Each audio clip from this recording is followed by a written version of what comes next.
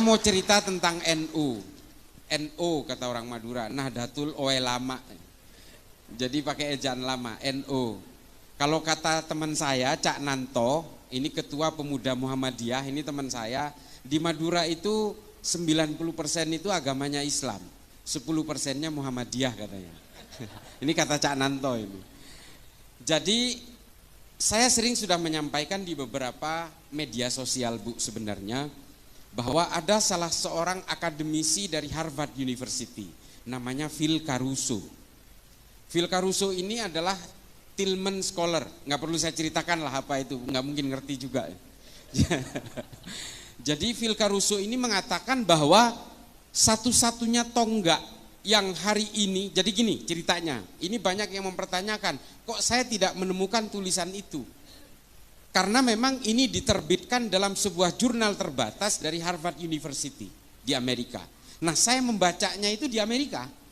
Jadi mungkin tidak dirilis ke sini karena memang di situ pada akhirnya ketika muncul wacana Islam Nusantara, Phil Caruso ini diserang. Karena menurut Phil Caruso salah satu kekuatan dari Nahdlatul Ulama itu adalah satu entitas organisasi Islam terbesar yang percaya bahwa Islam itu bukan alat untuk mengarabkan seluruh umat Islam di seluruh dunia. Ini NU yang percaya itu, makanya kemudian NU itu hidup dengan metamorfosisnya dan diaspora Islam dimanapun di seluruh dunia, dan hidup dengan kebudayaan dan kearifan lokalnya. Jadi kalau Islam di Uzbekistan, Bu, itu budayanya ya budaya Uzbek. Islam di Cina itu budaya yang dipakai adalah budaya kearifan lokal Cina, suku Hui, dan termasuk orang-orang Cina di mana namanya di daerah-daerah provinsi bagian barat Cina itu kebudayaannya kebudayaan Cina. Nah, kalau kita perhatikan dari bagaimana orang Islam ini kemudian menyebar dan kemudian menjaga budaya-budaya lokal itu supaya tidak keluar dari maqasidus syariah, ini sebenarnya pesannya Nabi. Kita tidak boleh percaya bahwa Islam ini adalah instrumennya Allah untuk mengarabkan manusia. Kita tidak boleh percaya itu.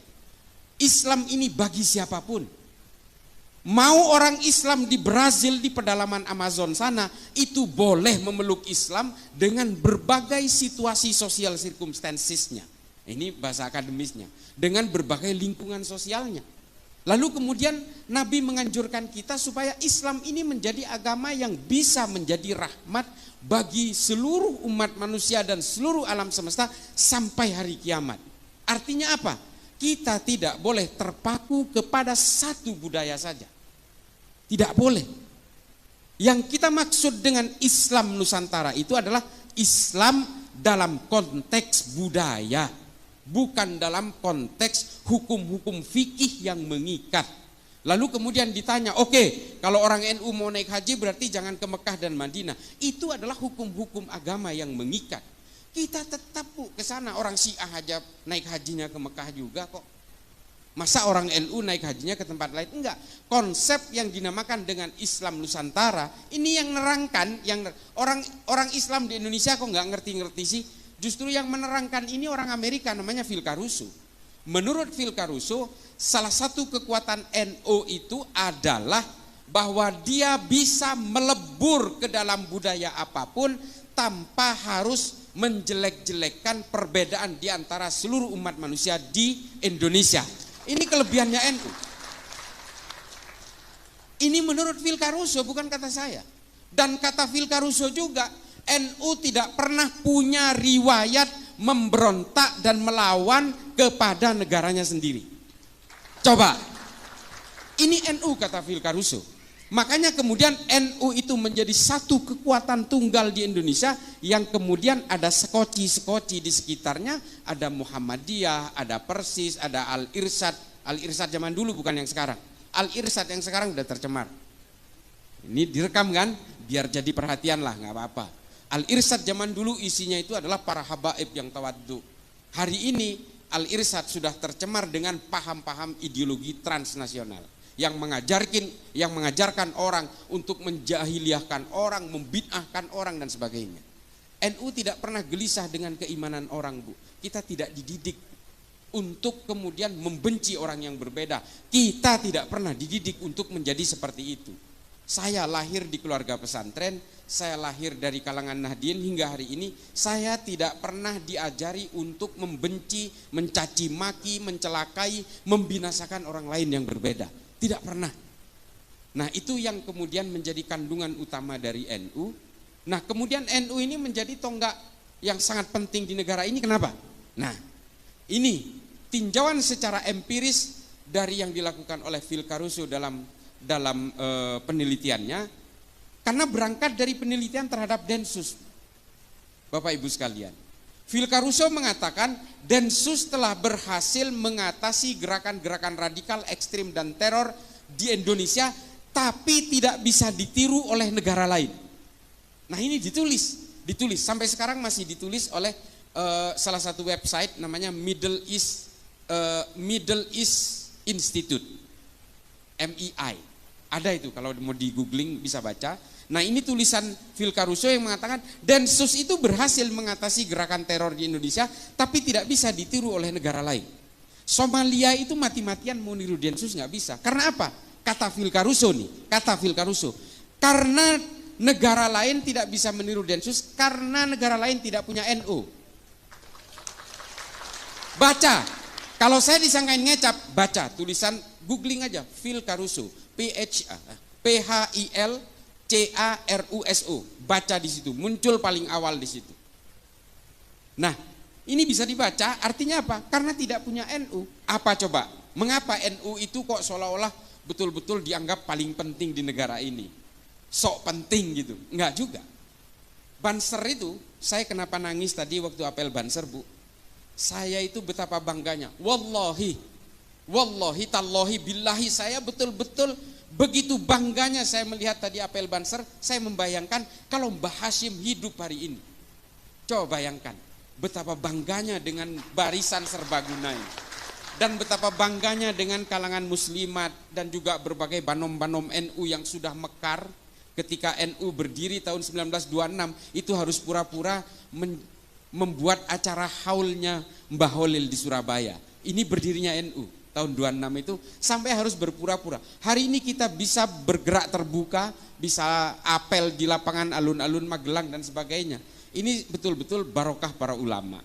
Nah, Banser ini jumlahnya 7 juta, Bapak Ibu sekalian. Ini soheh ini. Karena Gusmen kebetulan teman saya. Ini soheh karena berdasarkan data 7 juta. Polisi jumlahnya 463.000. Tentara kurang lebih 1 juta. Coba bayangin, taruhlah Banser itu nggak punya senjata. Taruhlah misalnya Banser itu mau ngelawan polisi dan tentara yang jumlahnya 1.500.000 orang. Karena tidak bersenjata, Banser itu taruhlah menang maju aja, ngegeruduk aja gitu. Taruhlah mati itu 3,5 jutanya, separuhnya. 3,5 juta Banser itu bisa menguasai negara ini atas nama Nahdlatul Ulama. Apakah Nahdlatul Ulama mau? Gak mau. Kita tidak diajari untuk berkhianat terhadap negara ini. Tidak diajari untuk itu. Kelompok lain sudah pernah melakukan pemberontakan, Bu. Kartosuwiryo memproklamirkan diri di Tasikmalaya, negara Islam Indonesia, lalu membentuk Darul Islam, Tentara Islam Indonesia, membentuk kesatuan-kesatuan militer, memberontak pasukan Andi Aziz di Makassar, Karmuzakar di Banjarmasin, dan kemudian melakukan gerakan-gerakan negara Islam Indonesia hingga hari ini. Dan kemudian pecah menjadi JI, JAD, JAK, JAT, JAS, MMI, MIT, MIB, NII, Khilafatul Muslimin. Ini semua pecahan negara Islam Indonesia yang ingin memberontak kepada negara Indonesia dan menjadikan Indonesia negara agama. Apakah ini pernah dilakukan NU? Tidak pernah. Padahal NU itu adalah organisasi terbesar. Bansernya aja 7 juta. Belum kalangan Nahdiennya.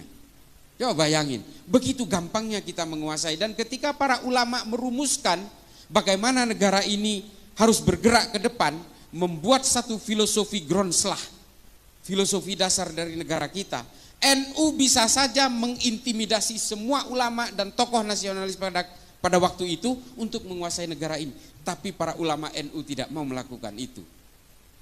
ulama-ulama NU merekrut berbagai tokoh agama nasionalis dan berbagai organisasi dari Muhammadiyah dan sebagainya untuk merumuskan bersama-sama bagaimana kita ke depan supaya kita tadi tidak saling gontok-gontokan. Lalu kemudian diputuskan sebuah al-asobiyah. Ini kata Ibnu Khaldun, Bu, dalam Al-Muqaddimah. Para ulama kita ini nggak bego, nggak bodoh. Beliau itu membuat rumusan bersama itu berdasarkan rujukan pemikir-pemikir Islam abad pertengahan. Namanya Ibnu Khaldun, namanya Abu Bakar Ahmad Ad-Dinawari. Ada kitab namanya Al-Mujalasah wa Jahirul Ilmi yang membahas tentang bagaimana membela negara. Dan kemudian merumuskan Pancasila dengan Bhinneka Tunggal Ika, yang kemudian setelah kita teliti hari ini ternyata terilhami dari tulisan Ibnu Khaldun dalam Al-Muqaddimah pada abad ke-13. Coba, ulama kita ini nggak begitu aja memikirkan itu. Oh, kemudian kalau kita berpikir hari ini al-asobiyah itu adalah Pancasila, ya itulah hasil rumusan para ulama. Karena dulu Nabi ketika menguasai Madinah, beliau langsung membuat satu piagam Madinah sebagai tonggak kesepakatan bersama antara suku Aus dan suku Hazrat, pribumi dan pendatang yang kemudian disatukan dalam Muhajirin dan Ansor, dan menyatukan orang-orang Nasrani dan orang Yahudi menjadi satu entitas bersama bernama negara Madinah dengan piagam Madinah. Piagam Madinah ini mengatur apa? Mengatur hak dan kewajiban yang sama antara orang-orang yang berbeda, ya. Lalu kemudian mengatur juga semua bahwa manusia siapapun di Madinah, harkat dan martabatnya harus semuanya diakui tanpa melihat latar belakangnya, suku maupun agamanya. Nah, dari sini kemudian memecah dua pemikiran tadi yang saya sebutkan. Abu Bakar Ahmad Ad-Dinawari menulis Al-Mujalasah wa Jahirul Ilmi, merumuskan itu. Artinya apa? Membela negara itu adalah hukumnya wajib. Ini juga yang kemudian oleh Mbah Hashim ditekankan kepada kita, kita semua adalah fardhu ain dalam membela negara. Ini semua sanadnya mengalir dari Kanjeng Nabi. Lalu kemudian ada seorang mu'allaf tiba-tiba ujuk-ujuk umur 40 mengenal Islam, namanya Felix Yao, mengatakan membela tanah air tidak ada dalilnya dalam Islam. Saya katakan sedikit kasar, ini goblok namanya. Salah satu korban perang Uhud itu namanya Mukhairik, orang Yahudi. Hanya 2 kitab sejarah yang menerangkan Mukhairik ini sudah memeluk Islam ketika ikut perang Uhud, tapi 8 diantaranya yang lain mengatakan dia masih Yahudi.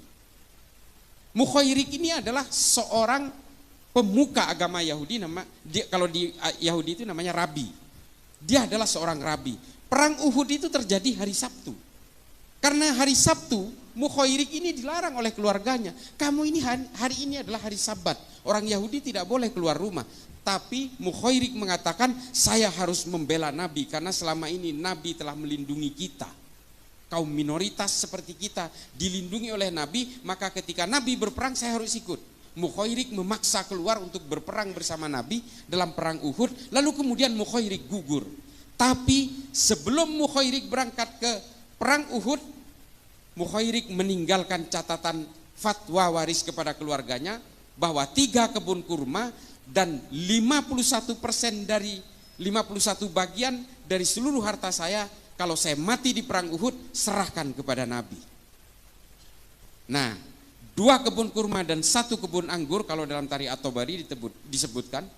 Ini kemudian ketika gugur Mukhairik dalam perang Uhud, semua harta yang difatwa wariskan ini diserahkan kepada Nabi.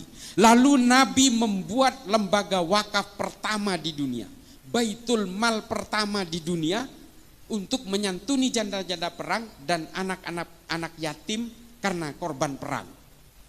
Nah, Baitul Mal pertama yang dibuat oleh Nabi ini modalnya dari mana? Dari orang Yahudi yang namanya Mukhairik. Ini loh yang dimaksud bahwa semua orang punya hak dan kewajiban yang sama dalam satu negara, menjunjung tinggi kesepakatan bersama yang bernama Pancasila yang pada zaman Nabi disebut Piagam Madinah. Ini Bapak Ibu sekalian. Jadi ajaran-ajaran yang dilakukan oleh para ulama NU untuk merumuskan Pancasila sebagai dasar negara ini tidak ujuk-ujuk. Pemikiran Ibnu Khaldun ini kemudian dipakai oleh Adam Smith, John Locke, John Maynard untuk merumuskan demokrasi modern hari ini. Pemikiran-pemikiran tentang dunia kapital, Bagaimana aliran modal dipegang negara untuk mengaktifkan UMKM, pedagang kaki lima dan sebagainya. Ini berawal dari pemikirannya Ibnu Khaldun dalam Al-Muqaddimah. Gak mungkin baca, udahlah saya baca sampean dengerin aja. Tapi kalau mau tertarik, baca Al-Muqaddimah. Komplit tentang politik, ekonomi, sosial dan sebagainya. Karena Ibnu Khaldun ini juga seorang ahli sejarah. Ibnu Khaldun juga seorang polimath, ahli dalam segala hal. Nah, dulu pemikir Islam itu semuanya polimath. Polimath ini artinya adalah bisa apapun. Ibnu Sina itu selain ilmu kedokteran, dia juga bisa mengukur jarak antara bulan dan matahari. Ini Ibnu Sina ini. Hari ini oleh orang-orang Wahabi dikafirkan karena dia orang Persia. Coba. Ini nanti akan saya bahas sedikit di bagian terakhir. Lalu kemudian Al-Khawarizmi, orang Persia yang juga hari ini dikafirkan. Dia yang menciptakan angka 0 dalam matematika. Namanya Al-Khawarizmi, orang Islam bu. Yang menciptakan kamera di HP ini, itu orang Islam pertama kali menulis dalam sebuah kitab namanya Al-Haya. Al-Haya ini tidak dihargai di Arab, kemudian dibawa ke Jerman, lalu kemudian dirumuskan di Jerman, sehingga yang kita kenal hari ini yang menciptakan lensa pertama itu orang Jerman. Itu orang Islam semua. Ya tapi jangan salah juga bu, yang menciptakan ateisme pertama kali, orang yang tidak percaya Tuhan, itu juga orang Islam juga. Jadi keilmuan dalam Islam itu kemudian berkembang dalam berbagai hal, dalam sains, dalam sejarah, ekonomi, filsafat dan sebagainya. Kita ada Tabrizi, Rumi, Imam Ghazali, Ibnu Rushd, kita mengenal tahafud al-falasifah, tahafud at-tahafud, fihi ma fihi. Ini adalah karya-karya monumental para pemikir Islam pada zamannya. Tapi ada juga orang-orang Islam yang mengeluarkan pemikiran-pemikiran ateis. Abul A'la Al-Ma'arri, Abu Bakar Razi, Al-Mukaffa. Ini semua adalah pemikir-pemikir awal yang kemudian pemikirannya dibawa ke Eropa, dirumuskan oleh Darwin, oleh Feuerbach, oleh Ernest Bloch, oleh Karl Marx dan sebagainya. Tapi kemudian 3 orang ini menjadi murtad. Mati dalam keadaan murtad. Yang 2 dipenggal, yang 1 mati karena sakit. Abul A'la Al-Ma'arri ini mati dalam umur 91 tahun karena pemikiran-pemikirannya akhirnya dia terasing. Dan yang kedua dipenggal lehernya karena dianggap murtad, karena mengeluarkan pernyataan dalam bukunya Az-Zulumiyah namanya, itu tidak percaya Tuhan dan tidak percaya Nabi. Nah ini nggak usah kita ikutin, saya hanya cerita aja bahwa bagaimana keilmuan dalam Islam itu berkembang pada abad pertengahan itu, yang kemudian mengilhami berbagai pemikir-pemikir Islam hari ini. Persoalannya kemudian adalah keberagaman kita di Indonesia ini menjadi persoalan ketika muncul aliran-aliran baru, kelompok-kelompok baru demi kepentingan-kepentingan politik. Nah ini bu, soal politik inilah yang memporak-porandakan semua agama. Semua agama hancur lebur dan terpecah belah menjadi sekte-sekte dan aliran-aliran karena kepentingan-kepentingan politik. Islam terpecah belah karena politik. Orang Islam membunuh Sayyidina Utsman, orang Islam membunuh Sayyidina Ali, membunuh Sayyidina Hasan, Sayyidina Husain, terlibat dalam perang sesama orang Islam, perang Jamal, perang Siffin, perang Hurrah, perang Nahrawan, perang Zab. Ini perang sesama orang Islam karena apa? Karena persoalan-persoalan politik. Di dalam Kristen juga karena persoalan politik memecah belah Kristen, pecahnya Katolik dan Protestan juga karena persoalan politik. Perang 30 tahun membunuh 8 juta orang Kristen di Eropa. Perang di Arab Saudi ketika terjadi pepecahan keluarga Ibnu Saud dan keluarga Ibnu Rashidin juga karena persoalan politik, membunuh 13.000 Muslim di Saudi Arabia. Dan perang-perang yang lain yang membunuh puluhan ribu orang Muslim, para sahabat dibunuh oleh sahabat yang lain dalam perang Hurrah, keturunan Nabi dengan keturunan Nabi yang lain, zuriyah dengan zuriyah saling berperang dalam perang Zab untuk kepentingan-kepentingan politik. Kepentingan-kepentingan politik inilah kemudian yang memecah belah kita hari ini. Ada 2 kelompok Wahabi Salafi. Ini saya selalu bawakan, ini saksinya dari Densus. Kami ini senantiasa bertemu dengan tangkapan-tangkapan teroris bu. Sama pemahamannya, ziarah kubur haram, musik haram, ini haram, wayang haram, haul haram, tahlilan haram, semua diharamkan. Kalau hari ini masih ada orang-orang Wahabi Salafi yang masih sejuk-sejuk, itu awal-awal aja. Produk akhirnya nanti jadi teroris juga. Karena semua diharamkan, semua musuh, semua kafir, semua takfir, dan semuanya orang-orang jahiliyah. Aswaja itu diplesetkan menjadi warisan jahiliyah. Aliran sesat warisan jahiliyah. Ini di mata mereka. Padahal di kita aswaja itu adalah ahlus sunnah wal jamaah. Nah ini ada teman saya dari Gus Ulil dari Wonosobo, Gus Ulil Albab. Ini dari Batsul Masailnya Nahdlatul Ulama. Ini teman saya baru lihat, sorry.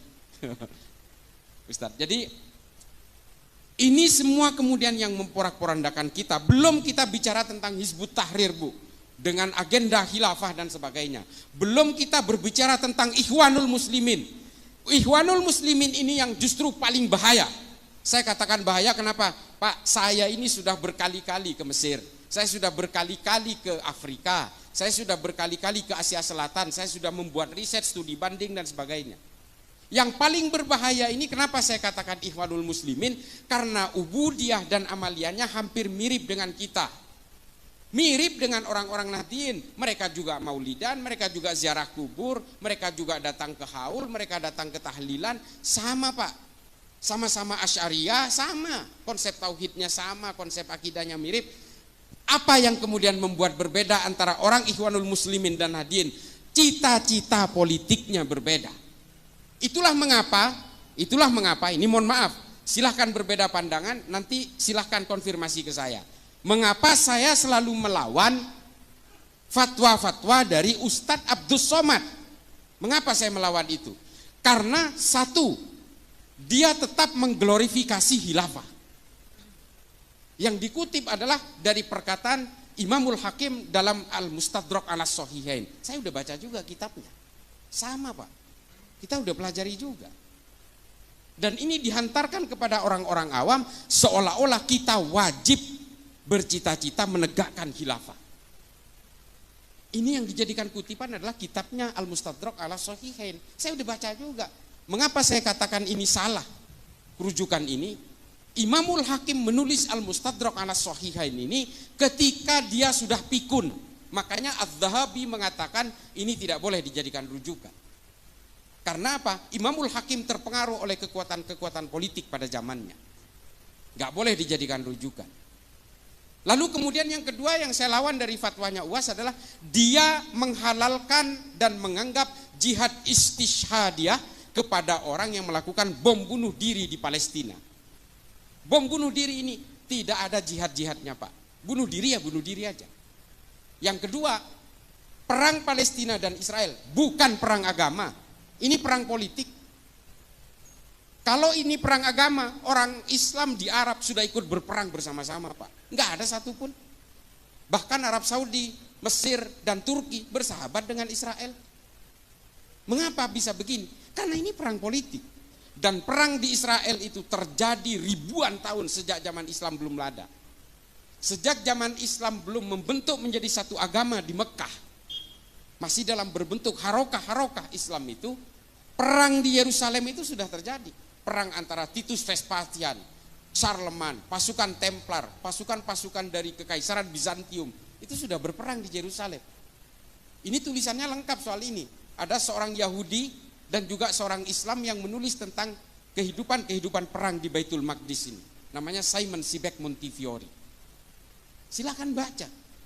Artinya perang antara Palestina dan Israel ini bukan hanya terjadi hari ini, sudah terjadi berabad-abad yang lalu. Jauh sebelum Islam itu membentuk menjadi sebuah agama di Mekah. Ini loh, makanya saya selalu tantang semuanya ini, orang-orang yang masih mengglorifikasi Ikhwanul Muslimin ini, udahlah nggak usah pura-pura lah. Kalau memang pengen khilafah, marilah kita berdiri tegas saja. Kalian anti Pancasila, ya sudah, keluar dari negara ini. Begitu saja, nggak usah berpura-pura, sama-sama melawan Wahabi. Oke, di situ kita sepakat melawan gerakan Wahabi. UAS juga sering melawan gerakan Wahabi. Kita sepakat untuk itu. Tapi jangan giring bangsa ini kepada orang-orang yang terus membenci kepada orang yang berbeda. Di dalam salib ada jin kafirnya. Nggak usah lah, nggak usah menghina sesembahan orang lain kata Allah. Ya kan? Di Quran kan jelas, jangan menghina sesembahan orang lain karena orang lain akan menghina Tuhanmu tanpa ilmu pengetahuan. Jelas kok di Quran itu. Kenapa kita selalu menghina sesembahan orang lain? Enggak usah, tunjukkan Islam itu sebagai agama yang bisa menjadi rahmat bagi seluruh alam semesta. Supaya apa? Supaya orang-orang yang belum berislam ini tertarik kepada Islam karena kedamaiannya. Bukan karena bakar, bunuh, gantung. Bukan karena itunya. Kan miris Pak. Ada juga kelompok lain di dalam kita yang memecah belah kita hari ini. Kelompok FPI. Ini mohon maaf Pak. Kalau masalah kita itu suruh takdim kepada para habaib, jangan kalahin orang NU. Yang mengajari untuk supaya kita takdim dan hormat pada dzurriyyah Nabi, itu justru ulama-ulama NU. Tapi hari ini kepatuhan kita kepada para habaib itu dimanfaatkan oleh oknum-oknum habaib untuk memecah belah NU. Coba, kacang lupa kulitnya kan? Ulama-ulama NU mengajari kita untuk hormat kepada para habaib. Tapi oknum-oknum sebagian habaib hari ini yang bergerak dalam berbagai harokah-harokah siasah dan punya agenda-agenda politik justru memanfaatkan kepatuhan kita kepada para habaib untuk memecah belah NU. Ini kan betul-betul miris. Ini mohon maaf Habib, ini yang kemudian kita membuat kita miris. Orang-orang yang hari ini ingin memecah belah NU, percayalah, mereka adalah orang-orang yang ingin menghancurkan Indonesia. Kita tegas saja di sini. Kelompok-kelompok Wahabi, kelompok-kelompok Hizbut Tahrir, dia mengusung gerakan-gerakan tegaknya khilafah. Kantor pusatnya di London Pak, di Inggris. Coba bayangin, pernahkah kita curiga? Kok bisa loh gerakan-gerakan khilafah ini kantor pusatnya di London coba? Ini yang biayai siapa? Ini operasinya siapa? Ikhwanul Muslimin juga di London Pak. Dan satu lagi di Libanon, coba bayangin. Ini siapa yang gerakin? Operasinya siapa?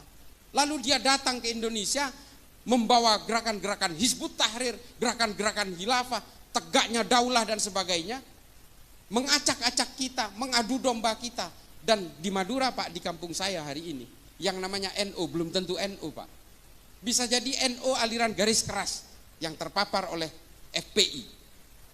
Ini di Pamekasan contohnya, yang mempersekusi rumahnya Pak Mahfud MD, yang menyandra Kiai Ma'ruf Amin di mobilnya, itu adalah kelompok-kelompok ini. Sama Pak, tahlilan juga, haul juga, maulidan juga, baca-baca rotib juga, sama.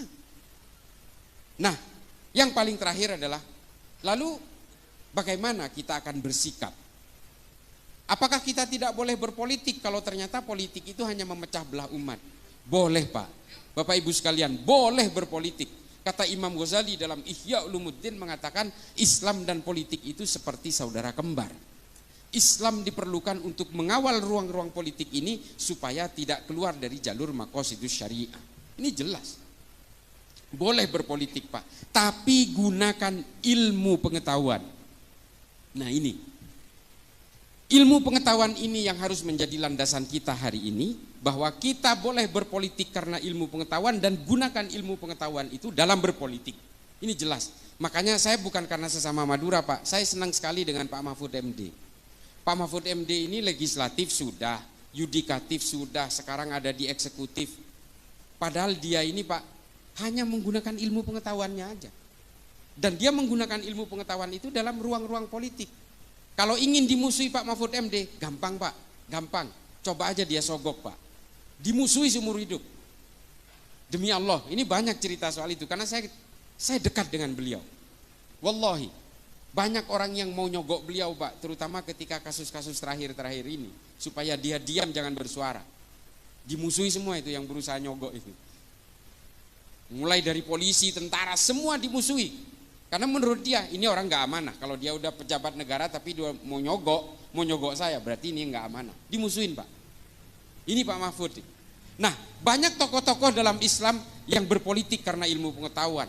Ada Muhammad As'ad, ada Muhammad Iqbal, ada Harun al-Rasyid. Ini semua adalah orang-orang yang kemudian menjadi pemimpin, menjadi pejabat negara, tapi menggunakan ilmu pengetahuannya. Ada Fazlur Rahman dan sebagainya. Hari ini apa yang terjadi? Kita meninggalkan ilmu pengetahuan dari dalam dunia politik kita. Yang terjadi adalah apa? Ambisi-ambisi kekuasaan. Sehingga apa? Ketika ambisi kekuasaan ini dipaksakan untuk hidup dalam negara itu atas nama agama, Yang terjadi adalah apa? Upaya membuat gerakan-gerakan revolusioner. Karena apa? Kita terilhami oleh para pemikir-pemikir politik dalam Islam seperti Muhammad Qutb, Said Qutb dan sebagainya. Hasan al-Banna, ini yang kita ilhami hari ini. Sehingga apa yang kita lahirkan hari ini? Abu Bakar Ba'asyir, Oman Abdurrahman, Abu Bakar al-Baghdadi, Osama bin Laden, ini Aiman al-Zawahiri. Ini yang kita lahirkan hari ini. Kita tidak lagi melahirkan Ibnu Sina, Al-Farabi, Al-Kindi, Al-Khawarizmi, Tabrizi, Rumi, Imam Ghazali. Kita tidak lagi, Ibnu Khaldun, kita tidak lagi melahirkan mereka-mereka ini semua. Yang kita lahirkan adalah orang-orang yang mengglorifikasi kekerasan, pembunuhan, perang dan sebagainya. Upaya-upaya revolusi, gerakan-gerakan toli'ah. Nah, ini kan miris, Pak. Islam itu pernah berjaya karena ilmu pengetahuan, bukan karena politik. Itu lihat di YouTube saya dengan Bang Akbar Faisal. Saya bisa buktikan itu semua secara empirik dan historik. Kita tidak pernah berjaya dalam dunia politik. Kalau kita berjaya dalam dunia politik, sampai hari ini mungkin politik Islam sudah berjaya di mana-mana. Tidak, Pak. Di Granada tumbang abad ke-14. Kekhalifahan Turki Utsmani tumbang 1924. Dan akhirnya yang terjadi apa hari ini? Monarki-monarki di negara Arab yang masih mengatasnamakan Islam. Padahal semua itu adalah untuk kejayaan keluarganya mereka. Kejayaan dinasti-dinasti. Ini bukan politik Islam, ini politik keluarga aja. Seperti Ibnu Saud di Qatar, Kuwait, ini kan keluarga semua. Nah, ini kan mulkan-mulkan yang sebenarnya hanya mengatasnamakan Islam, tapi sebenarnya nggak Islami juga. Orang-orang dari kerajaan-kerajaan Kuwait, Qatar dan sebagainya, kalau ke Eropa, mereka pakai bikini juga, Pak. Bu, mereka pakai bikini juga, ya artinya mengumbar aurat juga. Sama, karena mereka memang tidak Islami. Ini adalah kekuasaan-kekuasaan politik. Makanya Islam ini hanya bisa dijayakan sama seperti ketika Baitul Hikmah di Baghdad. Ketika Baghdad menjadi epicentrum peradaban dunia. Mari anak-anak kita rangsang untuk memajukan ilmu pengetahuan dalam Islam. Belajar semua keilmuan dalam Islam yang sangat ini seperti samudra, Bu. Saya ini sampai sekarang Bapak Ibu sekalian, saya itu baca buku itu 1000 halaman per bulan. Ini ada ajudan saya ini. Saya itu di mobil, di rumah, di kantor kadang-kadang, di pesawat, saya selalu baca buku. Karena saya meyakini dengan membaca buku, saya bisa menularkan kepada generasi-generasi berikutnya. Islam ini kalau menjauh dari ilmu pengetahuan dan hanya mendekat kepada kekuasaan-kekuasaan politik, pada akhirnya Islam ini tidak akan menarik. Yang membuat orang menarik itu adalah ilmu pengetahuan. Orang cinta kepada Islam karena Ibnu Sina banyak. Pemikiran Ibnu Sina dalam ilmu anatomi tubuh dipakai sampai sekarang. Angka 0 dalam matematika yang dikeluarkan Al-Khawarizmi dipakai sampai sekarang. Coba, ilmu-ilmu aljabar dan sebagainya. Pemikiran-pemikiran Ibnu Sina tentang astronomi, tentang astrologi dan sebagainya, ini dipakai sampai sekarang. Ilmu tentang biologi, tumbuh-tumbuhan, ini ditulis dalam kitab An-Nabat oleh Abu Bakar Ahmad Ad-Dinawari. Sampai sekarang dipakai tentang ordo klasifikasi tumbuh-tumbuhan. Ini dari Islam semua, Bu. Bapak Ibu sekalian. Makanya kembalikan kejayaan Islam ini lewat ilmu pengetahuan. Kalau dengan politik kita hanya bermimpi tentang perang, bagaimana melakukan proses negosiasi politik di tingkat elit, bagaimana berbagi konsesi kekuasaan dan sebagainya. Enggak jauh-jauh dari situ.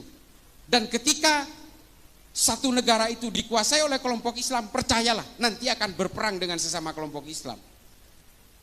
Di Afghanistan sudah terjadi, Bu. Taliban menguasai atas nama Islam, tapi kemudian muncul musuh dari aliansi utara, muncul musuh dari ISIS Khorasan. Karena selalu begitu, Bu. Kekuasaan yang mengatasnamakan agama pada akhirnya terjebak dalam firqoh-firqoh yang berbeda-beda. Kelompok-kelompok yang berbeda. Karena apa? Dari tafsir-tafsirnya di Islam itu sudah berbeda-beda. Dari mazhab sudah berbeda-beda, dari manhaj sudah berbeda-beda. Makanya ketika kelompok Islam itu menguasai satu panggung politik, biasanya perpecahan terjadi. Yang satu ingin begini, yang satu ingin begitu. Pada akhirnya apa? Yang satu semua ingin diakomodasi, perang satu sama lain sesama Islam. Ini sudah terjadi. Sunni dan Syiah itu pecah karena persoalan politik. 1400 tahun belum selesai permusuhannya sampai hari ini. Nah, jadi Bapak Ibu sekalian, kalau ingin memajukan Islam, rangsang anak-anak kita, cucu-cucu kita untuk belajar tentang ilmu pengetahuan, tentang basis-basis era digital segala macam. Algoritma digital, algoritma berbagai pemikiran yang bersifat lebih ke depan, visioner ke depan. Ini berikan kepada anak-anak kita. Demikian, mudah-mudahan nanti bisa ada tanya jawab. Ini mudah-mudahan bisa menjadi manfaat bagi saya pribadi yang fakir ilmu ini, dan juga bisa bermanfaat bagi Bapak Ibu sekalian. Akhiran, ihdinas siratal mustaqim, wallahul muwafiq ila aqwamit thoriq. Wassalamualaikum warahmatullahi taala wabarakatuh. Waalaikumsalam warahmatullahi wabarakatuh. Masya Allah, daging banget gitu ya ngajinya ya Gus. Masya Allah, luar biasa sekali. Dan mungkin ada kesempatan kita untuk sesi tanya jawab dulu. Mungkin satu atau dua Gus berkenan untuk bisa menjawab pertanyaan dari para jamaah pada yang berkesempatan kali ini telah hadir. Siapa yang mau tanya kepada Gus Islah? Ada mungkin mbak-mbaknya ya? Oke, bisa. Mas Panitia mungkin kita bisa dibantu dengan mic dari FOH, mungkin bisa bantu satu mic ya. Oke, yang putri ditahan dulu ya. Yang putra sekarang, ada nggak nih yang putra mau tanya? Ya, mana? Oh Bapak ya, oke Bapak ada pertanyaan, baik. Ada dua pertanyaan yang berkesempatan kali ini akan disampaikan. Baik, terima kasih. Iya, baik. Mungkin bisa merapat ya. Oke. Iya, yang ibunya dulu.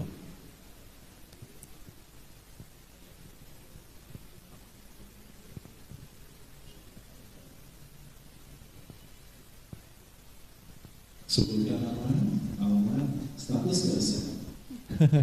Assalamualaikum warahmatullahi wabarakatuh. Waalaikumsalam warahmatullahi wabarakatuh.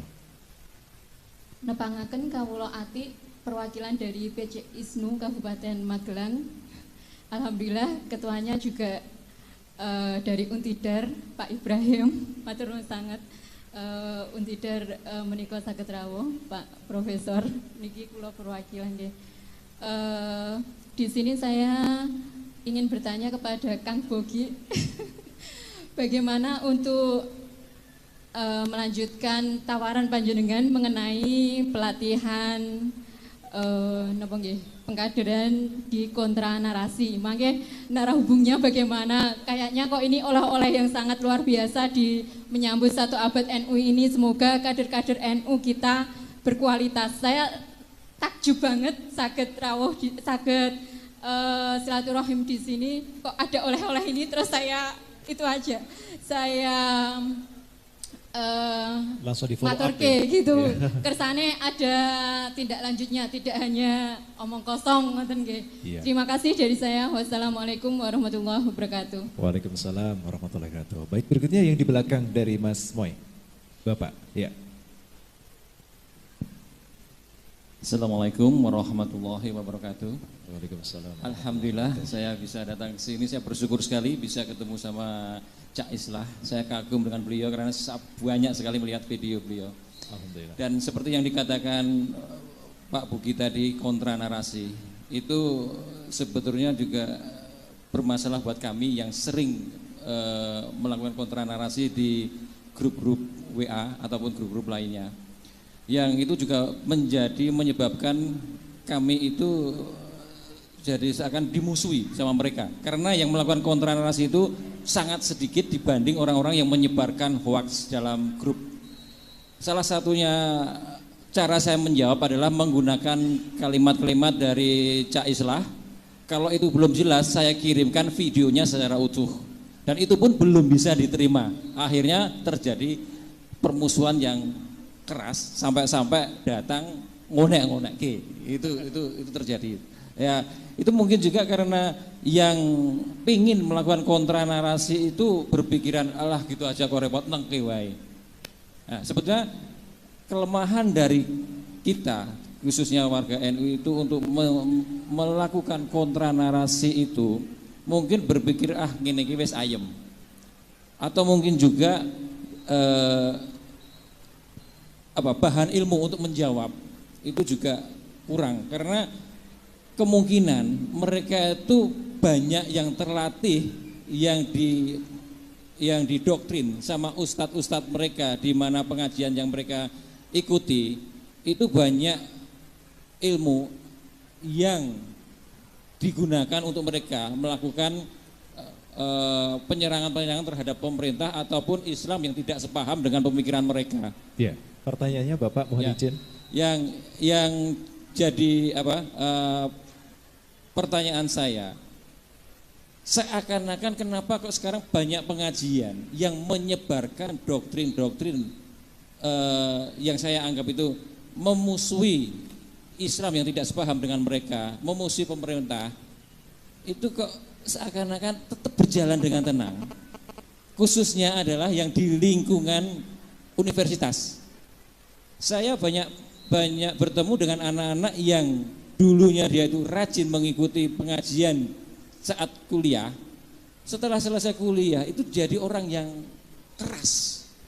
Nah, apakah benar Pak untuk pengajian-pengajian di lingkungan universitas yang keras-keras itu memang didiamkan saja, ataukah ada trik lain untuk menghambat mereka untuk menyebarkan ajaran-ajaran yang melawan pemerintah ataupun menjelek-jelekan aliran yang tidak sepaham dengan mereka gitu. Itu aja. Assalamualaikum warahmatullahi wabarakatuh. Waalaikumsalam warahmatullahi wabarakatuh. Ya, cukup 2 saja terlebih dahulu ya karena waktu saya terbatas. Kami persilakan kepada Gus Islah atau Kombes Pol Pogi.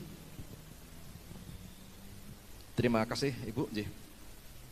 Untuk program kontra narasi, gambaran saya, kami aja yang di Sulawesi Tengah, di Poso masih ada lagi daerah yang masuk lagi kabupaten. Itu aja kita kirim. Apalagi yang ada di Magelang. Ya, kita hanya 5 jam saja dari kantor kami. Nanti silahkan nanti catat nomor saya, nanti habis ini kita diskusi kira-kira nanti modelnya bagaimana. Apakah kemudian dari PCNU atau mungkin dari para pondok pesantren, kita siap untuk menghadirkan tim kita. Untuk yang tadi mahasiswa Pak, tadi sudah saya sampaikan juga bahwa radikalisasi itu tidak hanya terjadi di lingkungan masyarakat, tapi di lingkungan dunia pendidikan. Banyak mahasiswa yang kemudian terpapar dalam hal pemikiran, ya, dan bahkan mahasiswa kemudian menjadi pelaku teror, dia ahli bom yang kemudian ditangkap di wilayah Sulawesi Tengah, itu dari mahasiswa dari salah satu universitas terkemuka di Indonesia. Ya. Jadi memang radikalisasi yang kemudian dibawakan oleh kelompok misalnya HTI itu banyak merambah ke dunia pendidikan. Bahkan dalam rilis terakhir dari BNPT kalau tidak salah ada indeks radikalisasi anti Pancasila itu di beberapa universitas itu ada, termasuk universitas negeri itu ada juga. Nah, ini menjadi garapan kami sekarang. Ya, bagaimana kemudian kita bisa menangkal, mencegah radikalisasi yang terjadi di lingkungan mahasiswa. Karena ini berbahaya Pak, sangat berbahaya. Di mana sebenarnya otak-otak mahasiswa yang produktif untuk membangun negara ini ternyata hanya dicokoki oleh doktrin-doktrin yang kemudian mereka ingin singkat, jalan singkat untuk menjadi seorang mukmin ya dalam kacamata mereka. Sehingga apa? Salah satunya adalah ya mengkafirkan sistem yang ada di negara ini, sistem pemerintah, ya kita togut dan sebagainya, yang akhirnya nanti tujuan utama adalah mereka bagaimana bisa menyongkong adanya khilafah yang ada di Indonesia, yang kemudian ini bisa membahayakan negara ini kalau kemudian dari lingkup pelajarnya, mahasiswanya yang produktif sebenarnya untuk membangun bangsa itu kemudian terpapar oleh virus yang namanya virus radikalisme ini. Begitu Pak, ya sekali lagi itu ada Pak, dan itu sedang menjadi perhatian khusus dari negara terkait penyebaran radikalisme di lingkungan kampus atau mahasiswa. Terima kasih. Baik, terima kasih ya. Baik, mungkin Gus Islah mau menambahkan sedikit saja.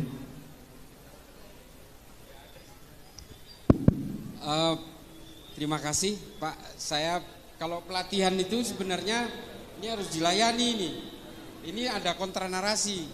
Nah, biasanya kalau ada training tentang algoritma digital ya, Mas Bogi istilahnya.